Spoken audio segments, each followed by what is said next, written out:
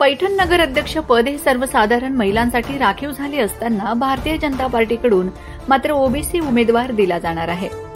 भाजपच्या अंतर्गत गोटातून मिळालेल्या माहितीनुसार पैठण नगरपालिका नगराध्यक्ष पदासाठी माजी नगराध्यक्ष सूरज लोळगे हे आपल्या पत्नीला निवडणूक रिंगणात उतरवणार आहेत। या उमेदवारीला भाजपमध्ये असलेल्या सर्वसाधारण पदाधिकारी आणि कार्यकर्त्यांनी मात्र तीव्र विरोध दर्शविला असून सर्वसाधारण महिला जागेसाठी राखीव झालेल्या जागेवर सर्वसाधारण महिलाच उमेदवार देण्यात यावा अशी मागणी भाजप पक्षश्रेष्ठींकडे करणार असल्याची माहिती एका इच्छुक उमेदवाराने दिली आहे। विशेष म्हणजे माजी नगराध्यक्ष सूरज लोळगे यांनी राजकारणात नसलेल्या आपल्या पत्नीला नगराध्यक्ष पदासाठी अचानक पुढे केल्याने भाजपमधील अनेक निष्ठावंत सर्वसाधारण गटातील पदाधिकारी आणि कार्यकर्ते नाराज झाले आहेत।